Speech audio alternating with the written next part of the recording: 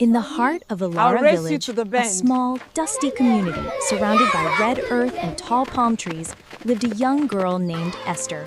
People knew her as the quiet one, the girl who carried her water pot with humility, who greeted everyone with respect, and who never raised her voice. But behind that gentle smile was a story of pain. Esther had lost both of her parents at a young age. She was raised by her uncle, Uncle Mordecai, a wise and kind man who worked as a gatekeeper in the king's city. Their home was simple, mud walls, a thatched roof, and barely enough food to last each week. Yet Esther was grateful for life. She did not complain, she did not envy, she simply worked and prayed. Far from Ilara village, in the thriving city of Aroko, stood the most powerful palace in the region, the palace of King Ahasuero, ruler of the great Oduwa Kingdom. Aroko was everything Ilara was not. Tall stone walls, wide marketplaces, caravans from other nations, soldiers in shining armor, people from every tribe. The king ruled with authority, and the entire kingdom feared and respected him. One market morning, runners arrived in every village, beating drums and shouting, "The king seeks a new queen." Every maiden of noble character must come to Aroko Palace. Ilara village erupted with excitement. Girls rushed to braid their hair and borrow wrappers. Mothers prayed their daughters would be chosen. But Esther? She quietly stepped aside. She believed she wasn't worthy. She was poor. She had no fancy clothes, no family name. But Uncle Mordecai looked at her firmly and said, "My daughter, you may be poor, but you carry grace that money cannot buy." And that was how Esther's journey to the palace began. When Esther arrived at the palace gates, she felt small. So many wealthy girls stood around her. Girls with gold bangles, fine fabrics, and sweet perfumes. Everyone whispered and compared themselves.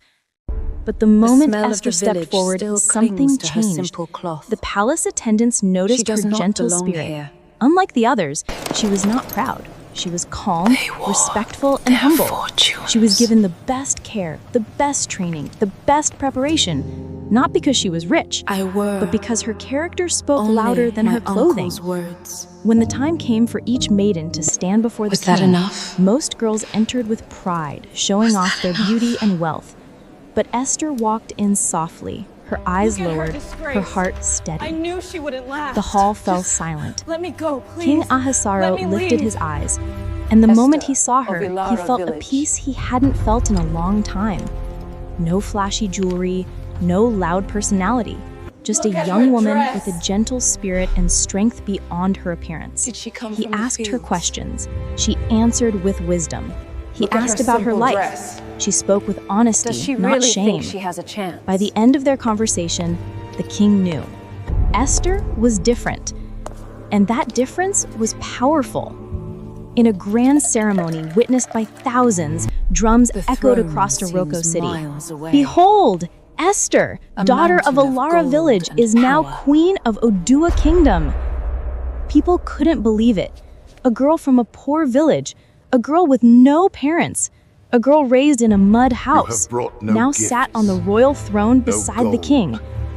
Her story traveled across villages, inspiring every girl who thought she wasn't enough, every young person who felt overlooked, every dreamer who had lost hope.